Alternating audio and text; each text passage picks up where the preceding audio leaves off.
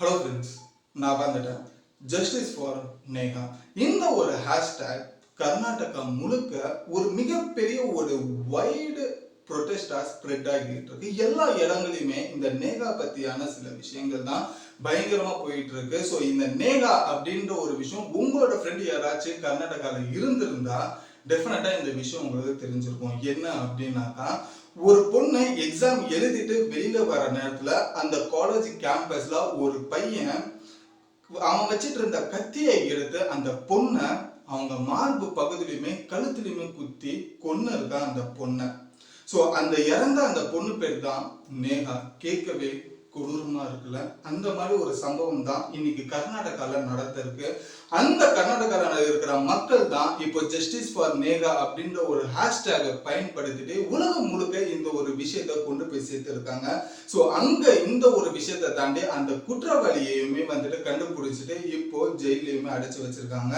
என்ன பிரச்சனை இந்த நேகா அதுக்கப்புறமா அந்த பையனுக்கும் இங்க இடைக்குள்ள என்ன ஒரு பிரச்சனை இருந்ததுனால இந்த பையன் இப்படி செஞ்சிருக்கான், நேகான்றவங்க யாரு, அதுக்கு அந்த பொண்ணு அந்த பையன்றது யாரு அப்படின்றதையுமே டீட்டெயிலா பார்க்க போலாம். அதோட தொடர்ச்சியா இந்த ஜஸ்டிஸ் ஃபார் நேகா அப்படின்ற ஒரு ப்ரொடெஸ்ட் ஒரு கட்டத்துக்கு மேல இப்போ பொலிட்டிக்கல் டென்ஷனா கர்நாடகால மாறி இருக்கு. இதுக்கு வந்துட்டு இப்போ கர்நாடகால காங்கிரஸோட ஆட்சி இருக்கு. பட் இந்த ஒரு நேகாவோட பிரச்சனையை வந்துட்டு பிஜேபி கையில எடுத்து காங்கிரஸ் குற்றச்சாட்டை காமிச்சிருக்காங்க. ஸோ அதே போல இப்போ காங்கிரஸ் வந்துட்டு எங்களோட வேலையை கொஞ்சம் செய்ய விடுங்க, குற்றவாளி கண்டிப்பா தண்டிக்கப்படுவான் அப்படின்ற ஒரு ஸ்டேட்மெண்ட்டையுமே வந்துட்டு சொல்லியிருக்காங்க. இதுல டைரக்டா சிஎம்மோட பார்வையுமே இந்த கேஸ்ல விழுந்திருக்கு.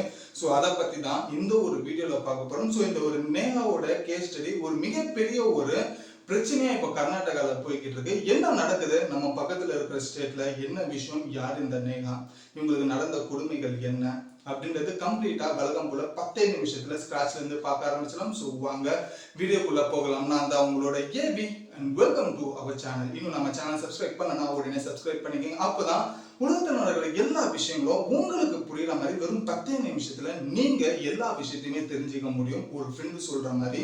ஸோ அதுக்கு நீங்க சப்ஸ்கிரைப்ன்ற ஒரு விஷயத்த பண்ணிக்கங்க. அது மட்டும் இல்லாம நம்ம சேனலை பொறுத்த வரைக்கும் எல்லாருக்குமே தெரிஞ்ச ஒரு விஷயம் தான், இந்த வருஷத்துக்குள்ள 1000 சப்ஸ்கிரைபர் ரீச் பண்ணுதான் நம்ம சேனலோட கோல். அதுக்கு உங்களோட சப்போர்ட் சப்ஸ்கிரைபர்ன்ற ஒரு விஷயத்துல காமிச்சிக்கங்க. ஸோ ஃபர்ஸ்ட் விஷயம் எங்க இருந்து போகலாம் அப்படின்றத பார்த்தோம்னா, ஜஸ்டிஸ் ஃபார் நேகா அப்படின்றது இந்த ஒரு ஹேஷ்டேக்ன்றது ட்விட்டர்ல மட்டும் இல்லைங்க, கர்நாடகால முழுக்கமே இந்த ஒரு நேகாவோட ப்ரொடெஸ்ட் தான் பயங்கரமா போய்கிட்டு இருக்கு. சரி, இந்த நேகாவோட ஃபுல் டீடைல்ஸ் என்ன, இவங்களோட பேக்ரவுண்ட் என்ன அப்படின்றது ஃபுல்லா இந்த ஒரு வீடியோல பார்த்தலாம். ஸோ நேகாவோட ஃபுல் பேர் வந்துட்டு நேகா ஹெல்மர். இவங்க வந்துட்டு ஹுப்ளின்ற ஒரு டிஸ்ட்ரிக்ட்ல இருந்துகிட்டு இருக்காங்க.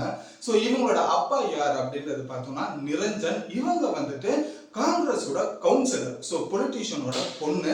ஸோ இவங்க வந்துட்டு என்ன பண்ணிருக்காங்க, இவங்களும் ஹுபிலியில இருக்கிற ஒரு கவுன்சிலர் தான் அவங்க அப்பா நிரஞ்சனும். ஸோ இந்த நேகா அப்படின்ற ஒரு பொண்ணு வந்துட்டு 23 வயசு பெண்மணி. இவங்க வந்துட்டு பிஜி படிச்சுட்டு இருக்காங்க, எம்சிஏ. ஸோ 1 இயர் முடிச்சிருக்காங்க. ஸோ எக்ஸாமை எழுதுறதுக்காக போயிருக்காங்க. ஸோ இதுதான் இவங்களோட பேக்ரவுண்ட். ஸோ ஏப்ரல் 18ஆம் தேதி என்ன நடக்குது அப்படின்னு பார்த்தீங்கன்னா, ரெகுலரா நேகா அப்படின்றவங்க வந்து அவங்களோட எக்ஸாமை எழுத போயிட்டு இருக்காங்க. ஸோ காலையில எப்பயுமே அவங்க அம்மா வந்து விடுவாங்க. எக்ஸாம் முடிச்சதுக்கு அப்புறமா அவங்களே திரும்பியும் வந்துட்டு அவங்க பொண்ணை வீட்டுக்கு கூட்டிட்டு போவாங்க. இதுதான் ரெகுலரா நடக்கிற ஒரு விஷயம். ஸோ அதே போல ஏப்ரல் 18 நேகா வந்துட்டு எக்ஸாம் எழுதுறதுக்காக போயிருக்காங்க அவங்களோட காலேஜுக்கு. ஸோ அந்த காலேஜ் எழுதி முடிச்சுட்டு ஒரு 3:30 மணி அளவுக்கு ஈவினிங் 3:30 மணி அளவுக்கு அந்த காலேஜ் அந்த ரூம்ல இருந்து, எக்ஸாம் ரூம்ல இருந்து வெளியில வராங்க. வெளியில வந்து அந்த காலேஜ் கேம்பஸ்ல தான் நின்றுட்டு இருக்காங்க. அந்த நின்றுட்டு இருக்கிற நேரத்துல அதே போல அவங்க அம்மாவும் ஒரு ஸ்கூட்டியோட அந்த பொண்ணு, அவங்களோட பொண்ணு வருவாங்கன்னு சொல்லிட்டு கேம்பஸ்க்கு வெளியே நின்றுட்டு இருக்காங்க. ஸோ வீட்டுக்கு கூட்டிட்டு போகலான்னு சொல்லிட்டு, ஸோ அவங்க அம்மா நேகாவோட அம்மாவுமே அங்கதான் இருக்காங்க கேம்பஸ்க்கு வெளியில, நேகா கேம்பஸ்க்குள்ள இருக்காங்க. ஸோ இந்த டைம்ல ஒரு 3:30 மணி அளவுக்கு என்ன நடக்குது அப்படின்னு பாத்தீங்கன்னா, நேகாவை பாக்குறதுக்கு ஒரு பையன் வரான். அவன் தான் ஃபயாஸ். ஸோ இந்த ஒரு ஃபயாஸ் என்ன பண்றான் அப்படின்னாக்கா, இந்த பொண்ணு கிட்ட வந்துட்டு எப்பயுமே அடிக்கடி வந்துட்டு லவ் பண்றேன்னு சொல்லி ஒரு டார்ச்சர்ன்றது ஒரு பண்ணியிருக்கான். ஸோ அதே போல வந்துட்டு இந்த காலேஜ் கேம்பஸ்ல அன்னைக்குமே வந்துட்டு இந்த லவ் டார்ச்சர் பண்றதுக்காகவே வந்திருக்கான் இந்த பொண்ணு கிட்ட. அப்போ அந்த பொண்ணு வந்துட்டு என்ன சொல்லிருக்குன்னா, நான் வீட்டுல பாக்குற பையனை தான் கட்டிப்பேன், எனக்கு படிப்பு தான் முக்கியம்னு சொல்லி ஃபயாஸை அவாய்ட் பண்ணியிருக்காங்க. ஸோ இது இவங்க 2 பேருக்குள்ள குடும்பத்துக்குள்ளுமே இந்த ஒரு வாக்குவாதம் எப்பயுமே நடந்துகிட்டே இருக்கும். ஸோ அன்னைக்குன்னு பார்த்து இந்த வாக்குவாதம் மிக பெருசா போய்கிட்டு இருந்தது. ஸோ கோபத்துல வந்துட்டு ஃபயஸ் என்ன பண்ணணும்னு தெரியாம அவன் கையில வச்சுட்டு இருந்த கத்திய, ஸோ அவன் பிளான் பண்ணி தான் எடுத்துட்டு போனானா இல்லை எப்பயுமே வச்சுட்டு இருக்கானான்றது என்ன விஷயம்ன்றது தெரியல. ஸோ அவன் கையில வச்சிட்டு இருக்கிற அந்த கத்தியை எடுத்து நேகாவோட நெஞ்சு மேல குத்துறான். கழுத்துலையுமே குத்தி ஸ்பாட்லயே நேகா இறந்து போறாங்க. இந்த ஒரு விஷயம் அந்த கேம்பஸ் முழுக்க ரொம்ப பரபரப்பா போயிடுச்சு. ஸோ கேம்பஸ்க்கு வெளியில இருக்கிறவங்க அம்மாக்கு இந்த விஷயம் தெரிய வருது. பட் அவங்களை பொறுத்த வரைக்கும் ஏதோ ஒரு பொண்ணை கொண்டுட்டாங்கப்பா அப்படின்றது, யாரோ ஒரு பையன் ஒரு பொண்ணை கொண்டுட்டாங்கப்பா அப்படின்ற ஒரு விஷயம் தான் தெரிஞ்சிருக்கு. அதுக்கப்புறமா அந்த பொண்ணு அவங்க அம்மா வந்துட்டு என்ன எதுன்றது தெரிஞ்சிக்க ஒரு ஜென்ரலா தான் அந்த இடத்துக்கு வந்திருக்காங்க. வந்ததுக்கு அப்புறமா தான் தெரிஞ்சது சாக கிடக்கிறது தான் பொண்ணு அப்படின்னு சொல்லி. உடனே அவங்க அம்மா அங்கேயே அழுது மயக்கம் போட்டு விழுறாங்க. ஒரு கட்டத்துக்கு மேல போஸ்ட்மார்ட்டம்லாம் முடிச்சதுக்கு அப்புறமா பொண்ணு இறந்துட்டாங்க அப்படின்ற ஒரு விஷயம் தெரிஞ்சிச்சு.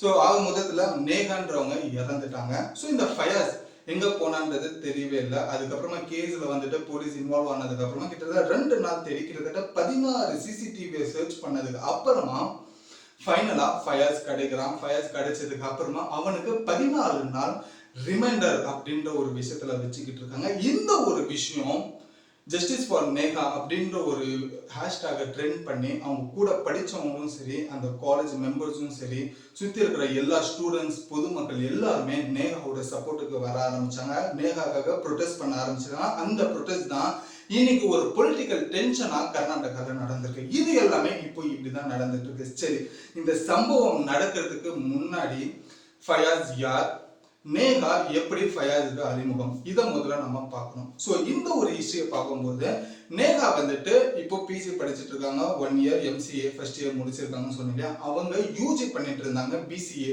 ஸோ அந்த பிசிஏ படிக்கிற நேரத்தில் அவங்களோட நேகாவோட கிளாஸ்மேட் ஆனது தான் ஃபயாஸ் அப்படின்ற அந்த பையன்.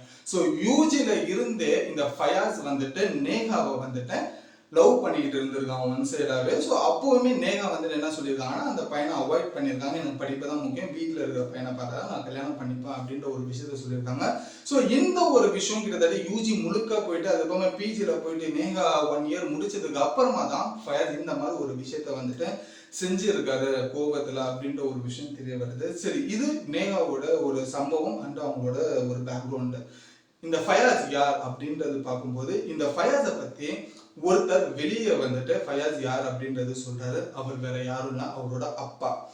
இவர் வந்துட்டு எங்கன்னா இவரும் கர்நாடகால இருக்கிறவர் தான். ஸோ ஹபோலி இருக்கின்ற அந்த ஏரியாவை சுத்தி இருக்கிற ஒரு ஊர்ல தான் இருக்காரு. ஸோ இவரோட பேர் வந்துட்டு பாபா சஹீப் அப்படின்றது தான். இவரும் வந்துட்டு ஒரு முஸ்லீம் ஃபேமிலி ஃபயாஸ் அப்படின்றது. ஸோ இவங்க வந்துட்டு என்ன பண்ணிட்டு இருக்காரு இவர் அப்பா அப்படின்னு பார்த்தீங்கன்னா ஒரு ஸ்கூல் டீச்சராக இருந்திருக்காரு. அவர் இந்த ஒரு தான் பையன் ஒரு பொண்ணையே வந்துட்டு ஒரு லவ்க்காக கொண்டு இருக்கான்ற ஒரு விஷயம் தெரிஞ்சதுக்கு அப்புறமா அவங்க அப்பா என்ன சொன்னாருன்னா, என் பையனுக்கு இந்த உலகத்திலே மிக அதிகபட்சமான ஒரு தண்டனை, ரொம்ப இருக்கிறதுல ரொம்ப கொடூரமான ஒரு தண்டனையை இந்த நாட்டு கவர்மெண்ட் வழங்கிய, இந்த ஸ்டேட் கவர்மெண்ட் வழங்கிய தீரணும். அந்த ஒரு தண்டனையை பார்த்து யாருமே இந்த மாதிரி ஒரு தப்பை செஞ்சிடவே கூடாது. இதுக்கப்புறம் அந்த அளவுக்கு என் பையனுக்கு கொடுக்க வேண்டிய தண்டனை மிக கொடுமையா இருக்கணும், கொடூரமா இருக்கணும் அப்படின்னு சொல்லிட்டு அவங்க அப்பா முதல்ல இந்த விஷயம் கேட்டதுமே இந்த ஒரு ஸ்டேட்மெண்ட்டை கொடுத்துருக்காரு. சரின்ட்டு இந்த ஒரு ஃபயாஸை பத்தி அவங்க அப்பா கிட்ட வந்துட்டு சில விஷயங்கள் கேட்டிருக்காங்க. அவங்க அப்பா பல விஷயங்கள் ஃபயாஸை பத்தி சொல்லியிருக்காங்க. அதில் முதல் விஷயம் என்ன சொல்லியிருக்காங்க அப்படின்னாக்கா, என் பையனை வந்துட்டு நான் ஒரு ஆர்மி சோல்ஜரா ஆகணும்னு ஆசைப்பட்டேன். அதுக்காக அவனை நான் ஜிம்ல சேர்த்து விட்டேன். ஆர்மி சோல்ஜருக்கு ஆகிறதுக்கான எல்லா வழிமுறைகளையுமே வந்துட்டு அவனுக்கு நான் அட்வைஸ் பண்ணேன். பட் அவன் சில விஷயத்த கேட்பான், சில விஷயத்த கேட்கவே மாட்டான். பட் எப்பயுமே வந்துட்டு அவன் நேகாவை பத்தி என்கிட்ட எப்பயுமே சொல்லுவான். இப்போ ரீசெண்டா வந்துட்டு அவங்ககிட்ட நான் பேசி ஒரு 3 மாசம் ஆகுது. இதுக்கு என்ன காரணம் அப்படின்னு கேட்டீங்கன்னா, இவன் ஃபயாஸோட அப்பாவும் அம்மாவும் வந்துட்டு கடந்த 1 வருஷமா வந்துட்டு தனியா வாழ்றாங்க அப்படின்ற ஒரு விஷயத்த ஸ்டேட்மெண்டா சொல்றாரு. கிட்டத்தட்ட அவங்க கிட்ட அவங்க அம்மா கூட வந்துட்டு ஃபயாஸ் வந்துட்டு எப்பயுமே இருப்பான், நான் தனியா தான் இருக்கேன். ஒரு 3 மாசத்துக்கு முன்னாடி வந்துட்டு எனக்கு ஃபோன் பண்ணும்போது இந்த மாதிரி காசு எனக்கு தேவைன்னு சொன்னா அவன் கேட்ட காசுமே நான் கொடுத்தேன். இந்த மாதிரி அவனுக்கு காசு தேவைப்படுற நேரத்துல மட்டும் ஃபயாஸ் எனக்கு கால் பண்ணுவான். சரின்ட்டு நானுமே வந்துட்டு அவனுக்கு கொடுப்பேன். அவங்க அம்மாவோட காரணத்தை சொல்லி என்கிட்ட கேட்பான்.